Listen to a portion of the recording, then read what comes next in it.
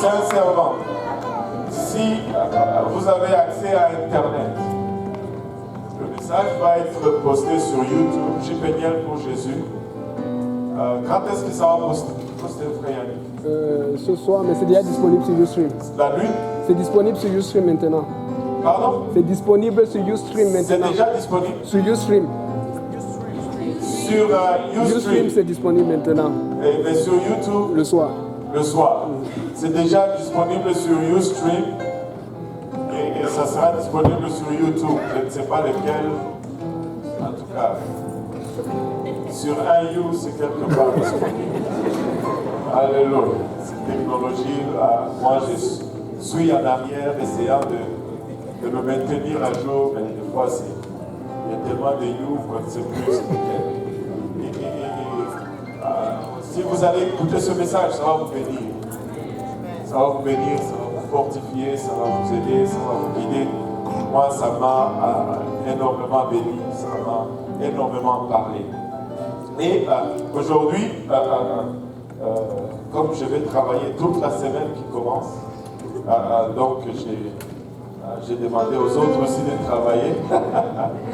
et c'est le pasteur Serge qui va nous apporter le message.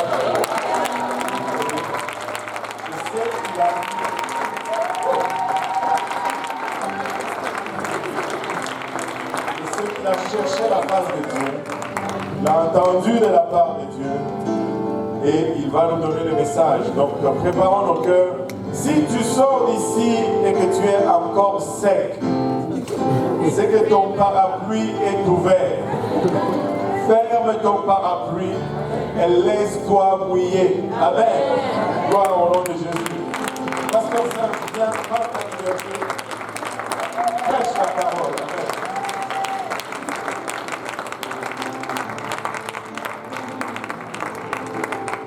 Gloire au nom de Jésus. Alléluia.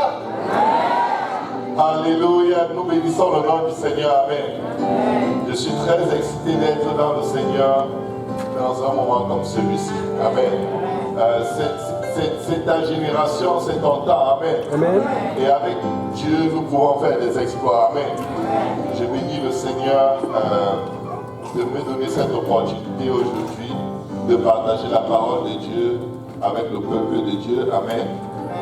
Je vous avoue que des fois, comme pasteur Abou dit, ce n'est pas évident de connaître la pensée de Dieu pour son peuple dans un moment bien précis. Amen.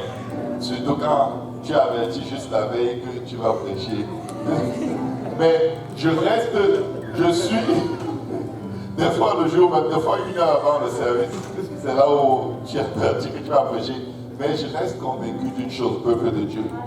Tout enfant de Dieu qui prie a toujours une parole de la part de Dieu. Il n'y a pas, si tu es stérile, examine seulement ta vie de prière. Si tu ne sais pas quoi dire, regarde seulement le temps que tu as passé avec Dieu et corrige-le, Dieu va te remplir. Amen. Amen. Est-ce qu'on peut acclamer le Seigneur très fort?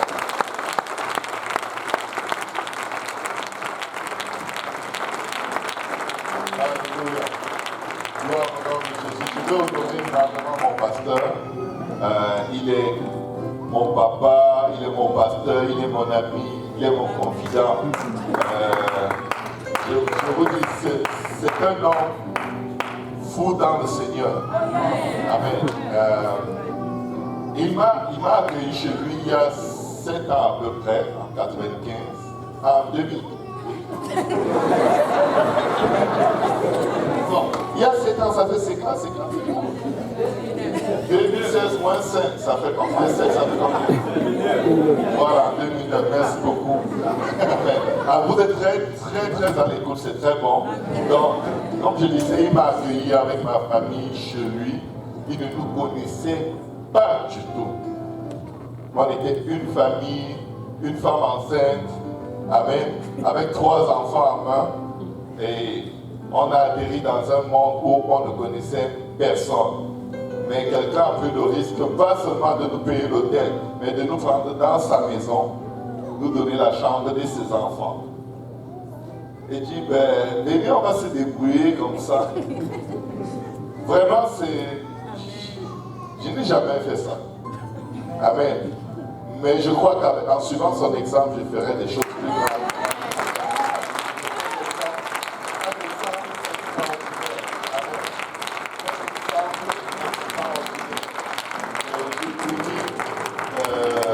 Pasteur Kaosi, depuis que je suis avec lui, tout le monde dit que je suis congolais. J'accepte. Amen. Je suis congolais. Amen. Il n'y a pas de problème. Amen. Amen. Partout où je passe, on me demande si je suis congolais. Même au milieu des Camerounais, on dit tu es congolais.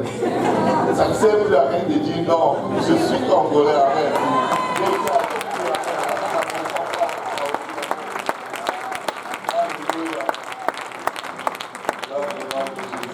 Et à un moment, les enfants étaient tellement fiers de la famille Kaosi qu'ils avaient décidé de s'appeler tous Kaosi. Et du pauvre nom de Toa. Les enfants ont remis le passeport camerounais et les noms de famille, ils ont décidé tous de s'appeler Kaosi. J'ai dit c'est correct. Amen. Amen. J'ai dit c'est correct. Amen. La famille Kaosi est vraiment exemplaire. Amen. Très très exemplaire dans le Seigneur. On les aime tels qu'ils sont. Amen. Nous n'avons aucune attente particulière, sauf qu'ils soient toujours là. Amen. Et nous bénissons le nom du Seigneur pour ce que Dieu fait à travers eux. Amen. Je bénis le Seigneur pour Pasteur Lionel. Amen. Le pasteur des jeunes. Amen. Pasteur Lionel.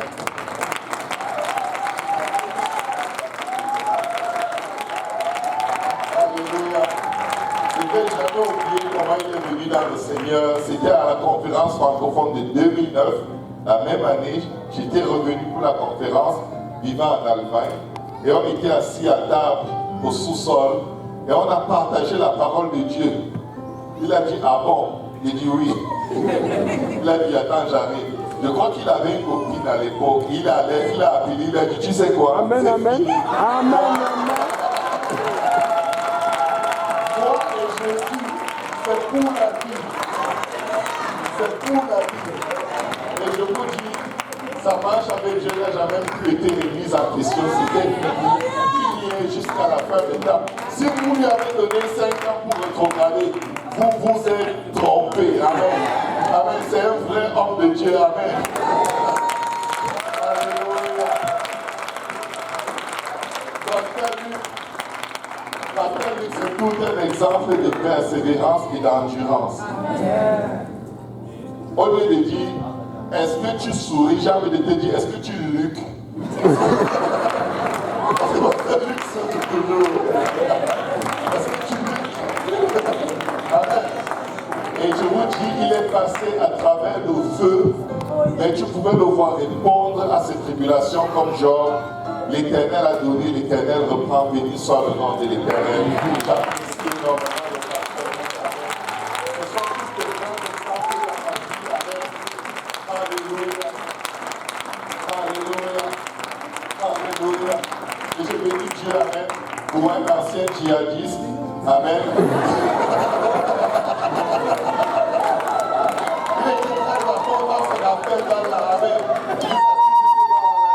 C'est Jésus-Christ qui est Dieu. Amen.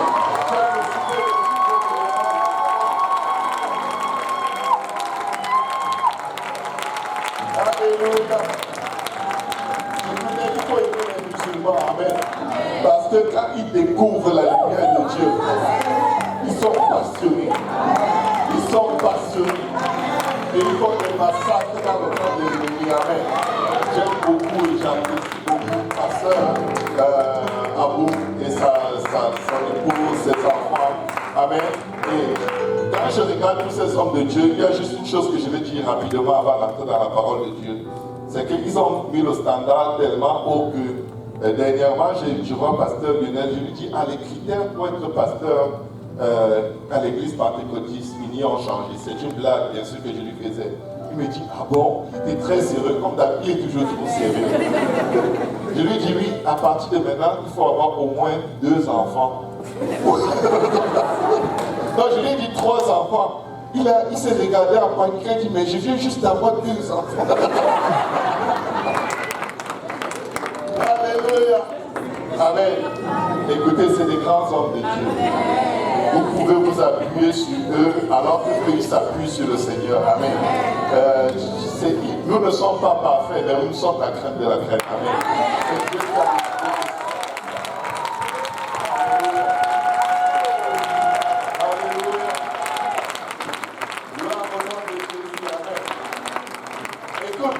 Si tu ne sais pas ce que tu es en Christ, personne ne va le savoir pour toi.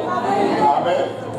C'est comme si tu n'apprécies pas, si tu ne crois pas en tes enfants, ce n'est pas le voisin qui va croire en tes enfants. Amen.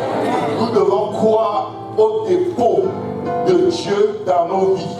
Ce Saint-Esprit, c'est la puissance de Dieu. Amen. Et elle transforme nos vies et transforme la vie de tous ceux que Dieu nous a donnés comme frères et sœurs. Est-ce qu'on peut acclamer le Seigneur?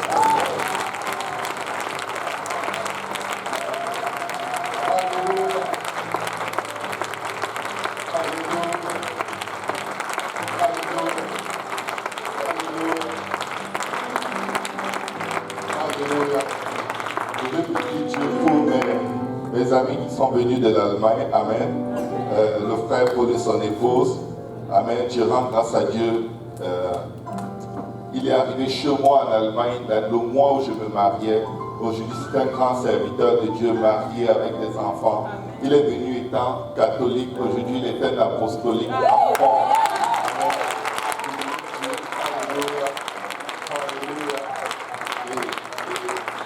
Je ne peux pas oublier la reine de mon cœur. Amen. C'est la reine de reine.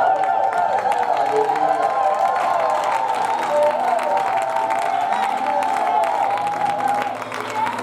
Je ne vais pas dire trop de choses parce qu'elle risque de me corriger après à la maison quand vous ne serez pas là. Je serai tout seul. Mais ce que je peux dire, c'est qu'elle me bombarde d'amour. Amen. Elle me bombarde d'amour. Ça me fait vivre. Je suis vraiment heureux. Je suis un ami complet. Amen. La meilleure des femmes au monde. Amen. La preuve, c'est la seule femme que tu connais. Amen. Alléluia. Maintenant, on va aller dans la parole de Dieu. Alléluia. Alléluia. Et avant d'entrer dans la parole de Dieu, je vais demander à Pasteur Ka aussi de prier. Amen. Prions tous ensemble. Éternel, nous te rendons grâce encore une fois pour ton amour, ta bonté et ta fidélité. Nous réalisons, Seigneur, le privilège que nous avons d'entrer dans ta présence et le prix que tu as payé pour que nous puissions avoir cette opportunité. Merci pour ce sang, Papa. Nous prions que tu nous couvres encore de ce sang précieux. Alors que nous nous avançons pour entendre de ta part, Seigneur, nous réalisons que nous sommes pas des hommes naturels et charnels pour qui cette parole est folie sur nous. Et nous avons besoin de ton aide. Aide-nous maintenant et ton serviteur qui la prêche et qu'il puisse le faire sans crainte, ni faveur, ni hésitation. Aide-nous tous ensemble afin que nous puissions la recevoir, lui réserver une place dans nos cœurs où il va germer, produire le fruit et que ce fruit nous conduise jusque dans la vie éternelle. Au nom de Jésus, nous te prions avec action de grâce dans nos cœurs.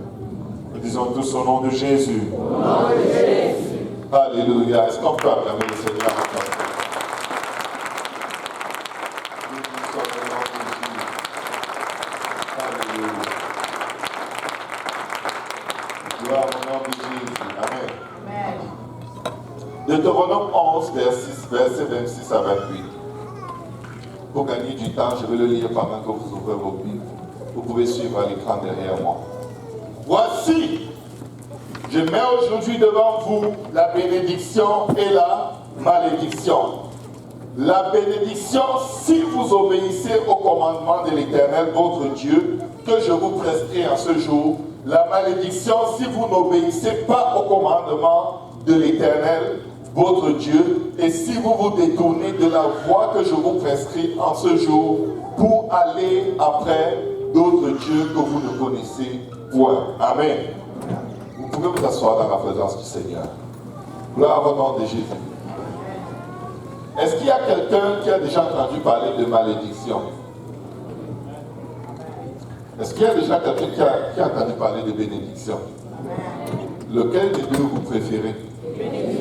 Alléluia. C'est la seule chose qui fait du sens. Amen. Le Seigneur dit, j'ai mis devant toi le chemin de la vie et de la mort. choisi la vie afin que tu vives. Amen.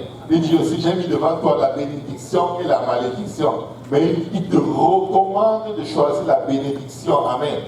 Est-ce que vous êtes déjà passé à travers certaines épreuves, certains événements dans votre vie où vous avez l'impression que vous êtes maudit?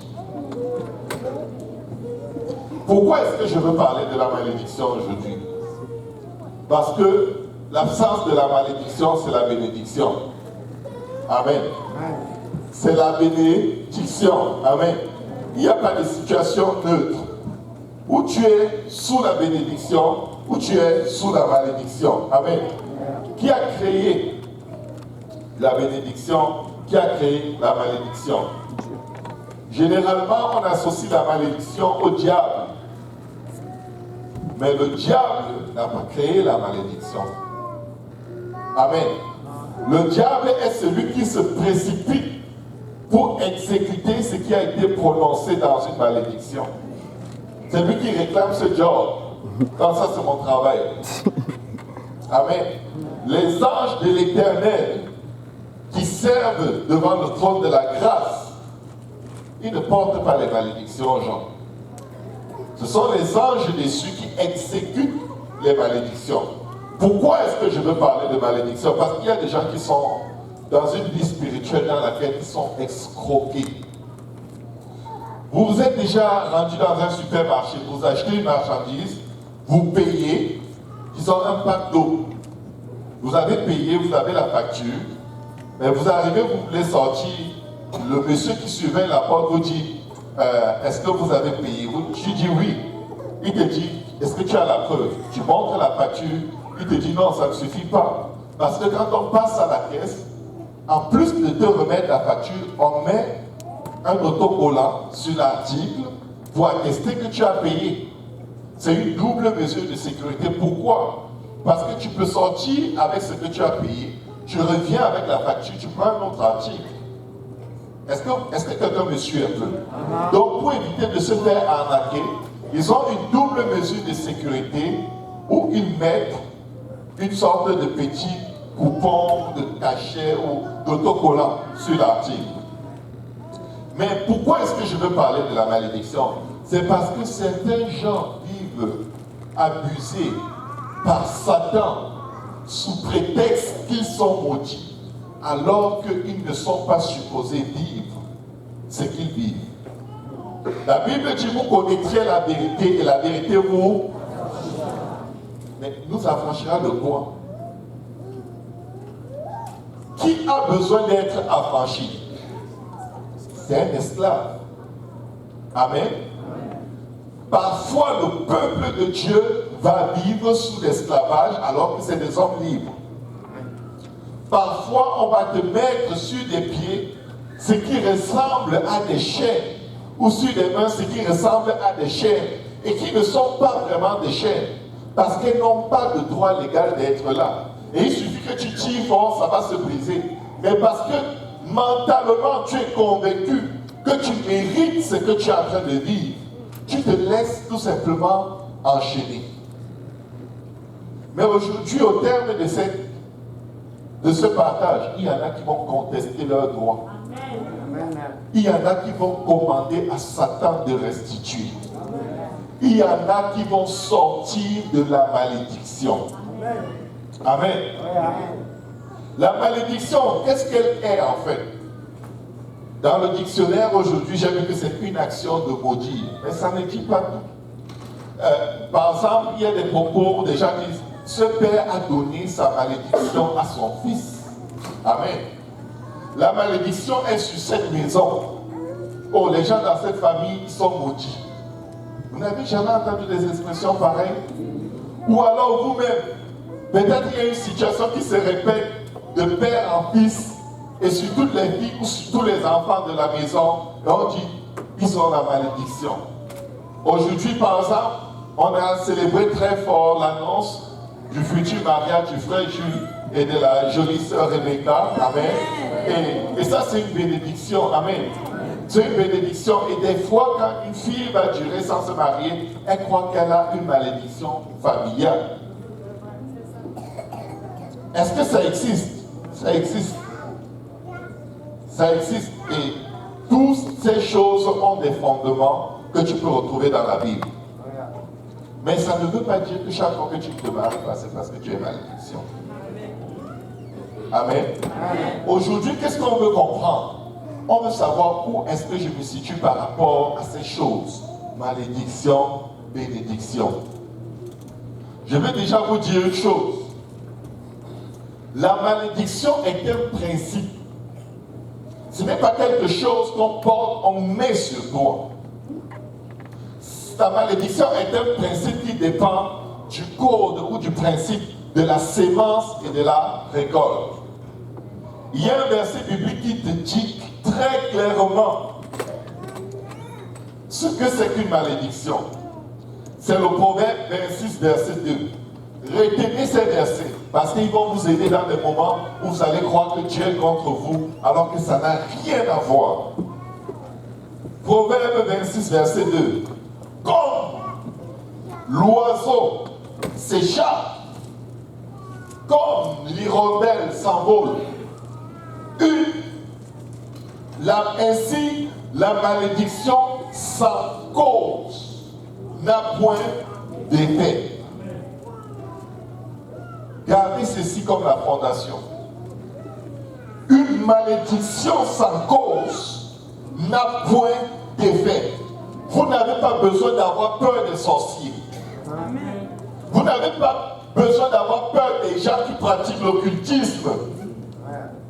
Dans vos milieux de travail ou dans vos familles ou peu importe l'endroit, vous n'avez pas besoin d'avoir peur des sorciers ou des gens qui se disent impliqués dans des loges occultes de tel degré et qui prétendent pouvoir faire ci ou ça. Je vais vous dire à quoi vous devez regarder. Quand on vous parle de malédiction, cherchez la cause. Cherchez la cause. Et quand vous trouvez la cause pour laquelle une malédiction peut vous atteindre, plaidez le sang. Plaidez le sang. Si je vais donner un titre à ce passage, à ce message aujourd'hui, c'est comment renverser toutes les malédictions. Comment renverser toutes les malédictions. J'ai un composant, faites attention. La malédiction est l'application de la sentence d'une condamnation. C'est un mal ou un malheur qui est manifesté suite à une condamnation qui a été prononcée contre une personne ou même contre un animal. Il y a des animaux qui sont maudits. Quand le Seigneur dit, si un animal tue un homme, le sang de cet animal lui sera redemandé, il sera tué. C'est une parole qui établit une règle, un principe qui doit prendre une cause pour qu'il y ait l'effet de la malédiction. La malédiction, quand tu regardes dans la Bible, pour connaître quel est le premier homme qui a été maudit. Est-ce que quelqu'un le sait? Vous voyez? Caïn, tout le monde dit Caïn. Non, Adam et Ève ont été maudits avant. Moi aussi, je pensais que c'était Caïn. Jusqu'à ce que je prenne le temps d'y réfléchir et sonder les Écritures. Je me dis, non, non, non. Caïn ne fait que perpétrer une attitude qui a amené à la malédiction. Quel est le problème avec la malédiction? Je vais vous dire une chose qui est fondamentale. Avant que la malédiction soit prononcée de la part de Dieu, Dieu donne toujours une issue de repentance. Dieu ne se précipite pas sur sa créature pour la maudire. Regardez au jardin d'Éden.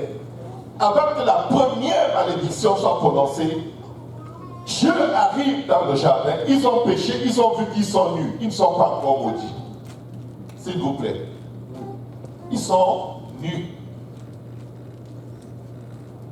Maintenant, qu'est-ce que Dieu vient cherche? Il cherche une attitude de repentance. Il dit, Adam, où es-tu? Adam raconte son histoire, comment il s'est caché quand il a entendu Dieu. Parce qu'il est nu. Maintenant, Dieu va encore lui poser une question.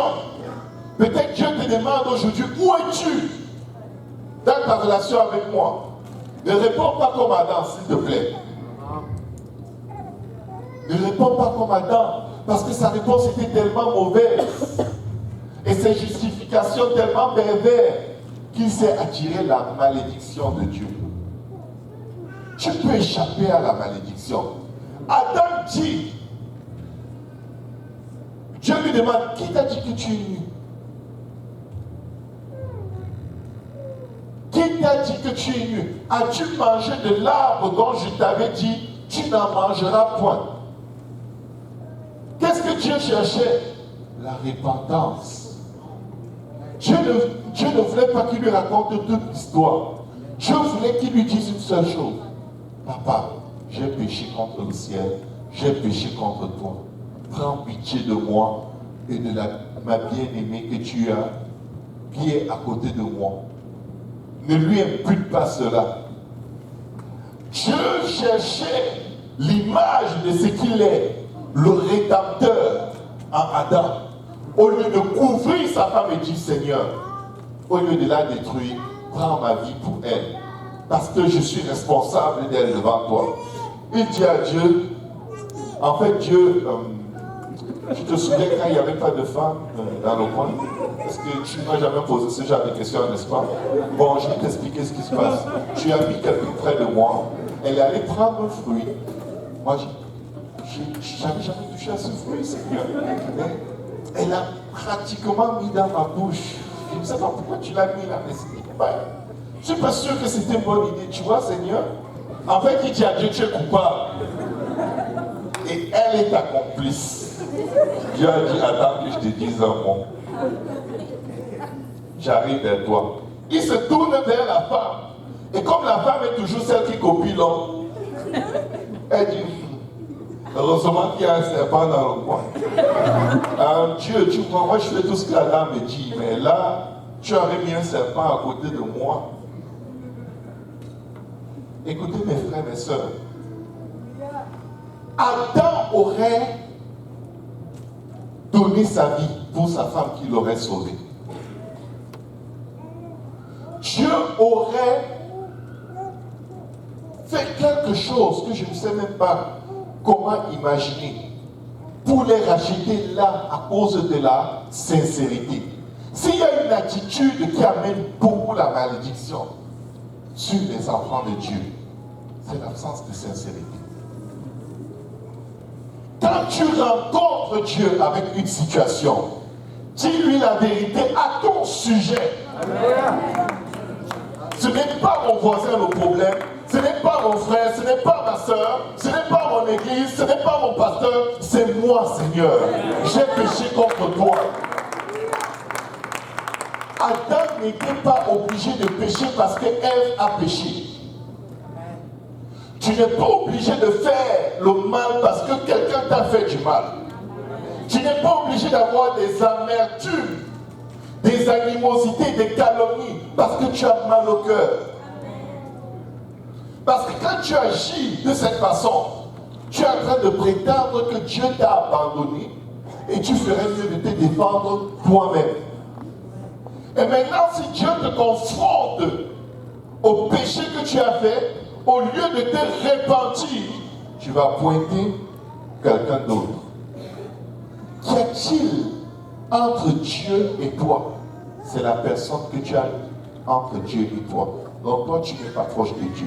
Cette personne que tu accuses est plus proche de Dieu que toi. Mon frère, ma soeur, que quelqu'un dise le principe de la malédiction. Quand vous regardez dans l'Ancien Testament, le Seigneur, avant d'exécuter une malédiction qu'il proclamait sur son peuple, lui donnait beaucoup d'opportunités de se repentir, il envoyait les prophètes, il envoie telle personne, il tue le prophète, il insulte celui qui parle de la part de Dieu.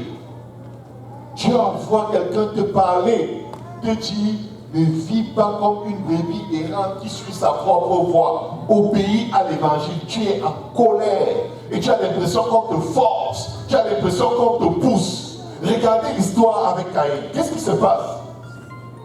Dieu leur avait montré depuis le péché d'Adam et Ève comment apporter un sacrifice qui est agréable à Dieu. Il fallait que le sacrifice ait du sang. Abel offre un sacrifice qui a du sang. Pourquoi le sacrifice qui a du sang? Parce que sans diffusion de sang, il n'y a pas de pardon de péché. Amen. Abel fait le bon sacrifice. Naturellement, au bon sacrifice, il y a une bonne odeur. Caïn décide que son sacrifice va être comme il pense. Comme certains servent Dieu à la façon qu'il pense. Ils ne se laissent pas guider par l'Esprit de Dieu, mais par leurs pensées. Et leurs pensées sont toujours influencées par les personnes qui les entourent. Oh non, moi je ne vais pas faire ça, parce que si je fais ça, il va dire que c'est grâce à lui que... Pardon? On est en train de parler de vie ou de mort. On est en train de parler d'éternité avec Dieu ou l'éternité dans la perdition. Peu importe qui te parle, peu importe qui Dieu a utilisé pour te parler, tu veux juste sauver ta peau. Tu veux juste sauver ta peau. C'est écrit, ça va s'accomplir. La Bible déclare que la parole de Dieu est scellée dans les cieux. Ça veut dire que si tu ne fais pas ce qui est écrit, ce qui est écrit au sujet de ceux qui ne font pas ce qui est écrit va s'accomplir. Et c'est ce qui est appelé la malédiction. Ce n'est pas la personne qui t'a parlé qui va te maudire. C'est ton attitude qui va te disposer à hériter de la malédiction qui est écrite vis-à-vis de ceux qui désobéissent à la parole de Dieu. Amen. Que quelqu'un dise au nom de Jésus. Au nom de Jésus. Alléluia. Mes frères et ma soeur, avant la malédiction, Dieu va tout faire, parce que la Bible déclare clairement qu'il ne veut que nul périsse, mais que tous parviennent à la repentance. Mais comment briser nos malédictions? Dieu donne l'opportunité à Caïn. Il lui dit, pourquoi baisses-tu la tête? Il sait ce que Caïn a fait. Il connaît le péché de Caïn. Et il lui dit, si tu fais ce qui est juste ou ce qui est bon, tu lèveras la tête. Tu n'es pas obligé d'être fâché, d'être amer. Parce qu'on ne fait que te dire, il faut que tu sois baptisé au nom de Jésus. Là, ça t'énerve tellement que les vers te sortent du nez. Tu sais quoi? Je souhaite que 1000 personnes te le redisent encore et encore, jusqu'à ce que les vers sortent et qu'il n'y ait plus rien dans la tête. Parce que peut-être ce sont ces vers qui t'empêchent de comprendre la parole et d'obéir.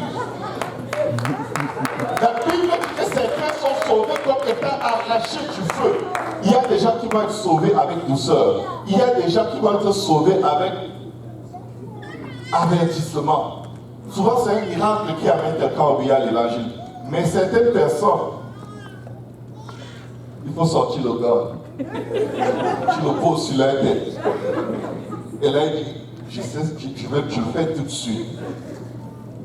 Et ce que Dieu choisit, c'est Dieu qui le choisit. Amen. Caïn, au lieu de s'humilier devant Dieu, cette fois-ci, ce n'est pas son frère qui est le problème. Son frère n'a même jamais été le problème. Au lieu d'obéir seulement à Dieu, il se fâche. Il s'irrite au fond de son cœur. Mais Dieu l'avait averti. Voilà, le péché se couche à ta porte et ses désirs se portent vers toi. Mais toi, résiste-le. Il n'y a personne sur la face de la terre qui peut refuser d'obéir à l'évangile sans avoir un plus haut niveau d'iniquité qui se tient à la porte de son âme pour le réclamer, pour dire, cette fois-ci, je ne vais même plus te laisser t'approcher de Dieu comme tu t'es approché la dernière fois, parce que j'ai failli te louper toujours. Quand tu sors de la présence de Dieu, sans obéir à l'évangile, ne pense pas que tu es le même. Oubliez l'idée. Votre cœur est devenu plus dur. Votre pensée est devenue plus stérile. Les épines commencent à pousser. Les raisons de ne pas obéir commencent à se multiplier l'une après l'autre, l'une après l'autre. Quand tu sors de la présence de Dieu, où la parole de Dieu est prêchée, et on te parle sur ton péché, et au lieu de venir te repentir et crier à Dieu, Jésus, fils de David, guéris-moi de ma lettre, guéris-moi de mon péché, de mon iniquité. Mais tu sors comme si, oh, le pasteur parle comme ça parce qu'on lui a parlé de moi. Tu es en train de détruire tes chances d'être encore sensible à la parole de Dieu. L'esprit de rébellion, l'esprit de Lucifer t'attend. Il dit, viens. Tu n'es pas obligé de faire ça. Ça, c'est juste leur église. Même si c'est dans la Bible, c'est leur interprétation. Je vais te dire une chose. Satan ne vient que pour tuer, égorger et détruire. Si vous ne venez pas à Dieu comme des petits enfants, vous n'entrerez pas dans le royaume des cieux. Je cite ce que le Seigneur a dit. Il n'y a aucune réjouissance à voir quiconque se perd. La Bible nous dit ceci. Caïn refuse de s'humilier pour faire ce qui est à la portée de ses mains. C'était tellement facile. Il pouvait aller voir son frère et dire, tu sais quoi? Ok, comme c'est ce que tu veux, tu sais quoi? Donne-moi juste une brebis, je peux te donner une tonne de chou-fleur. Et on va changer comme ça. Je vais juste donner à Dieu ce qu'il veut. Même si je n'ai pas envie, même si je ne le sens pas. Il ne s'agit pas d'avoir envie de sentir. C'est Dieu. Le ciel lui appartient. Si tu vas entrer chez lui, c'est lui qui établit les règles. Donc moi, je vais aller au ciel. Donc je vais juste faire ce qu'il demande. Je dis non. Le péché qui est à la porte, telle porte. Je regarde la Bible, il n'y a pas de péché qui est proche. Il n'y a pas de péché qui est à la porte. Moi, je suis bien avec Dieu. Ça, c'est le premier mensonge de Satan. Quand tu entends la parole, il est en train de te prêcher aussi son propre discours. Parce qu'il a le filet de l'oiseleur. Satan s'est saisi de lui. Il s'est retrouvé dans les champs avec son frère. Il l'a tué. Qu'est-ce que son frère avait fait? Rien. Malgré son meurtre, Dieu cherche encore la repentance. Amen. Malgré le cri de sang versé qui crie de la terre vers Dieu, Dieu vient lui demander, où est ton frère?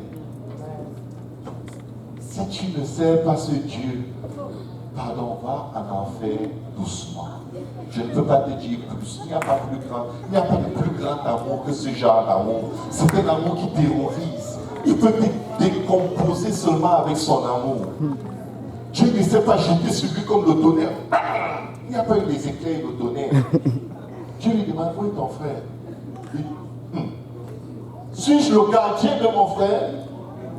Tu poses tes questions à qui? Cherche-le toi-même. N'est-ce pas, tu es Dieu? Trouve-le que je vois. C'était fini. Dieu a dit, ok, j'ai compris. Tu aimes la malédiction, n'est-ce pas? Ok. Le sang de ton frère, le sang des apôtres, le sang des prophètes, crie de cette terre sur laquelle nous marchons et monte à Dieu pour ton salut, pour mon salut. Et quand Dieu regarde le sang de ses apôtres, il dit, si un homme n'est né d'eau et d'esprit, il ne peut pas entrer dans le royaume des cieux. Va créer ta religion, va créer ta façon de croire, va créer ton propre ciel et tu y entres. Mais si c'est le ciel d'éternité, si tu n'es pas né d'eau et d'esprit, oublie ça.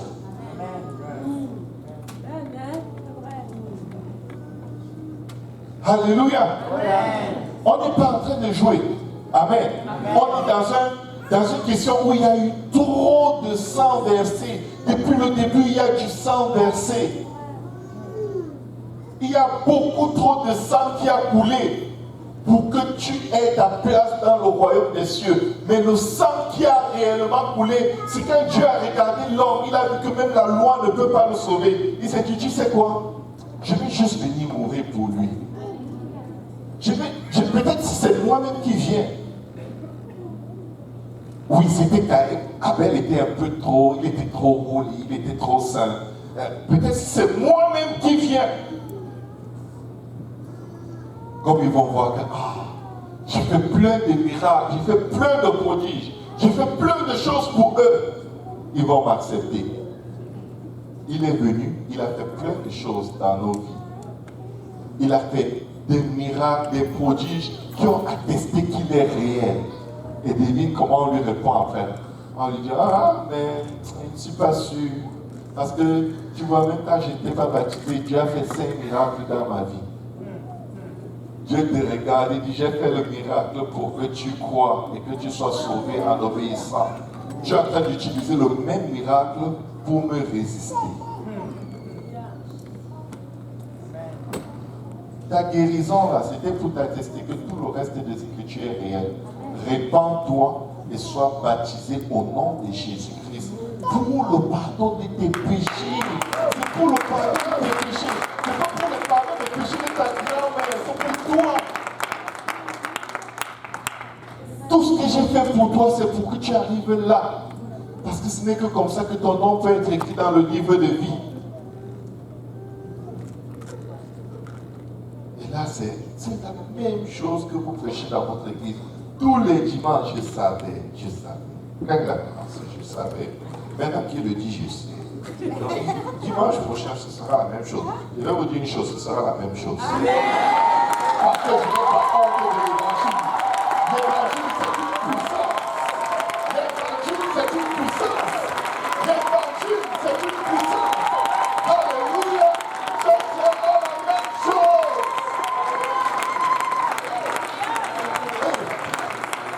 Si tu cherches qui va te prêcher ce que tu vas entendre, va chercher et reviens, tu vas trouver la même chose.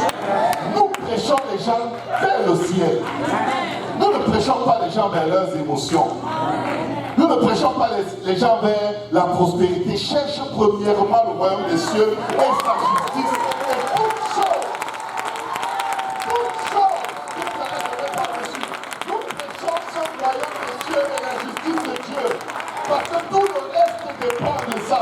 Jésus-Christ est la pierre angulaire. Donc rejeter ceux qui bâtissaient. Tout ce que tu fais sans la pierre angulaire, c'est en vain que tu le fais.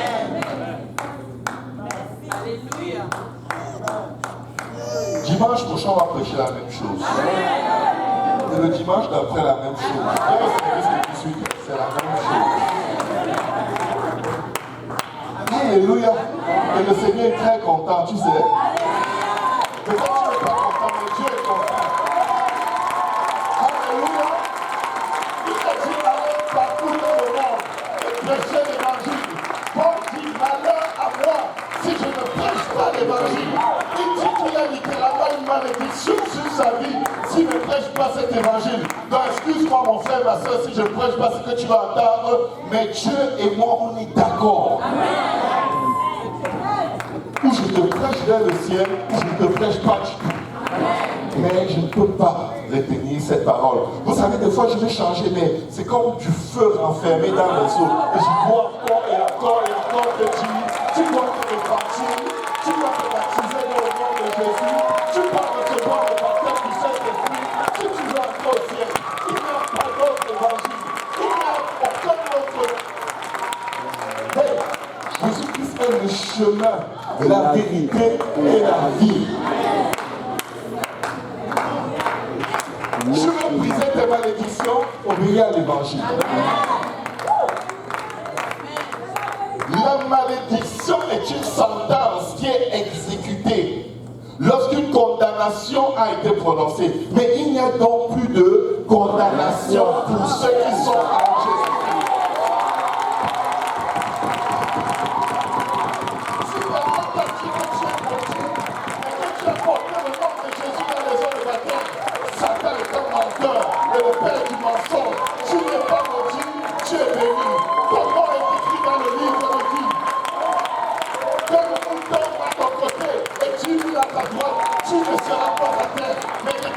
tu regarderas et tu verras la rétribution des méchants.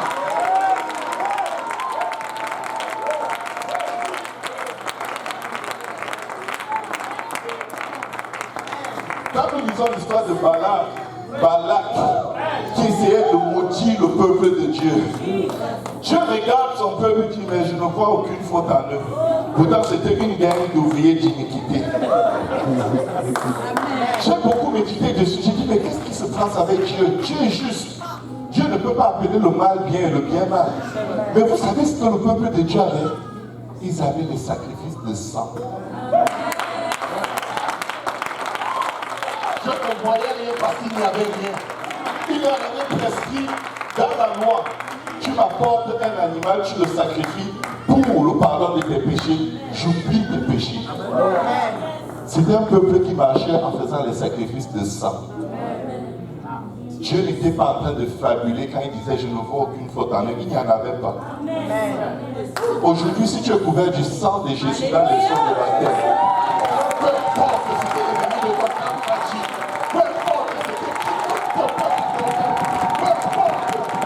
Alléluia, je prends le sang, je prends le sang de Jésus, je suis baptisé au nom de Jésus pour le pardon de mes péchés. Je prends le sang, Satan, tu ne peux pas me maudire. Tu vas me dire, frère Serge, mais depuis que je suis dans le Seigneur, c'est comme si ma vie est pire. Ce ne sont pas des malédictions, c'est de l'intimidation. Rien ne va plus, c'est de l'intimidation, tout va bien. Maintenant, c'est à toi d'appeler à l'existence les choses qui ne sont pas. Et comme ça, proclamer les paroles de Dieu. La Bible déclare, il a effacé l'acte dont les ordonnances te condamnaient et qui subsistait contre toi. Il a triomphé de Satan par la croix. Où Christ est mort pour moi, où il n'est pas mort. Mais la Bible dit qu'il est mort. Et la parole de Dieu est la vérité. Alléluia. Christ est mort. Je ne suis pas maudit. Tu ne peux pas me maudire. Maudis-moi pour moi. Ça va être comme du rondel qui s'embauche. Ça ne peut même pas me toucher. Ça ne peut même pas rester sur moi. De quoi je te parle? Nous servons le roi des rois. Nous servons le Seigneur des seigneurs. Nous servons le Dieu tout-puissant. Nous servons le Rédempteur. Nous servons le juge des vivants et des morts. Il est notre Dieu. Il est notre sauveur. Il est notre juge. Il est notre avocat. Je dis au peur. Qui condamnera les élus de Dieu? Dieu n'est sans justifier. Si tu es ici, et que tu n'es pas encore baptisé au nom de Jésus, cours dans le baptistère. Vous savez, nous sommes la crème de la crème. Ton problème, si tu le vois pas, moi je suis la crème de la crème.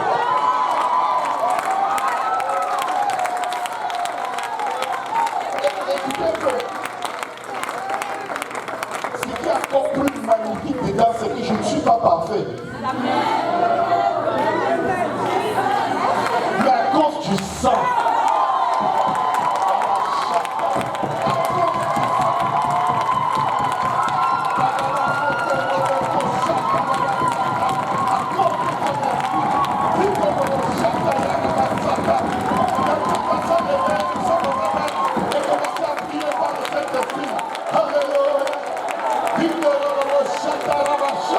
je n'ai pas honte de l'évangile. Je n'ai pas dit, tu dois te répartir. Tu dois te baptiser au nom de Jésus. Et tu dois recevoir le Saint-Esprit. Que tu sois content ou non, c'est la seule chose que j'ai à te dire. Alléluia. Ramabaché. Alléluia. Alléluia. Alléluia. Je bénis le Seigneur pour mon pasteur. Alléluia. Tu sais quoi? Quand tu l'entends prêcher, tu peux dire, ah, il est redondant. C'est ton esprit qui est redondant. Si quelqu'un te donne la vie, si tu viens voir quelqu'un tous les jours te donne 1 million, tu vas dire qu'il est redondant. l'évangile.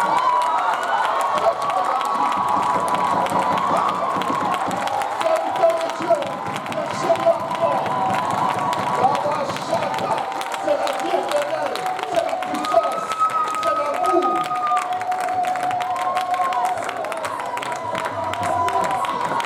Je viens ici quand me prêche encore l'évangile. Vous savez, les fables ne sont que des fables, ce n'est rien de réel. Les énigmes, les théologies, les étymologies, vous savez, le salut en grec, ça veut dire S-A-L-U-T. C'est toujours salut, le salut tout court, continue ton discours. Écoute, c'est simple, même un petit enfant peut le comprendre. Tous les enfants à l'école du dimanche connaissent le plan du salut. Amen. Si tu es adulte, tu dis que tu connais le plan du salut, tu n'as pas obéi, tu as les troubles. Parce qu'il y a des enfants là en bas qui se battent pour être baptisés au nom de Jésus. Et on les retient parce qu'ils n'ont pas encore reçu le baptême du Saint-Esprit. Peut-être que Dieu va même nous donner une correction pour ça. Parce qu'ils ont compris. Et tu dis, je veux être baptisé au nom de Jésus. Mes parents sont, ouais, non, parce que, hé, parents, Dieu te demande d'être comme cet enfant. Amen.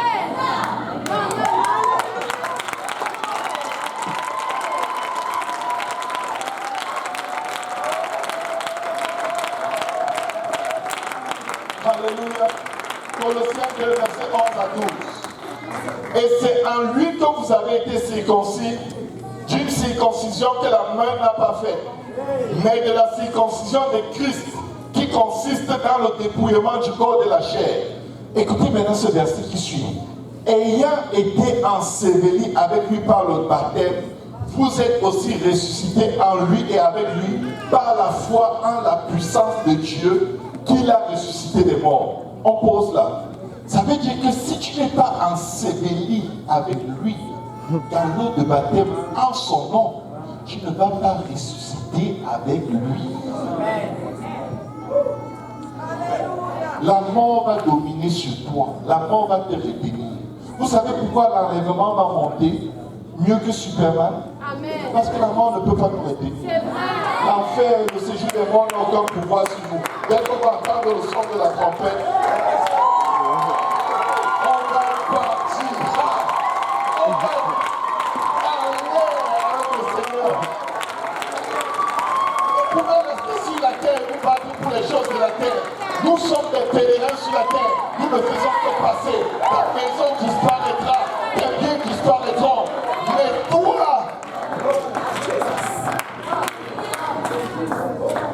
tu viens encore te demander aujourd'hui, attends, où es-tu? Répands-toi et sois baptisé au nom de Jésus-Christ pour le pardon de tes péchés. Dieu recevra le don du Saint-Esprit. C'est le seul endroit où il n'y a point de condamnation. Par conséquent, point de malédiction pour ceux qui sont en Jésus-Christ, qui vit non selon la chair, mais selon l'esprit. Celui qui n'a pas l'esprit de Christ ne lui appartient pas. C'est dans votre Bible. Que Dieu vous bénisse au nom de Jésus.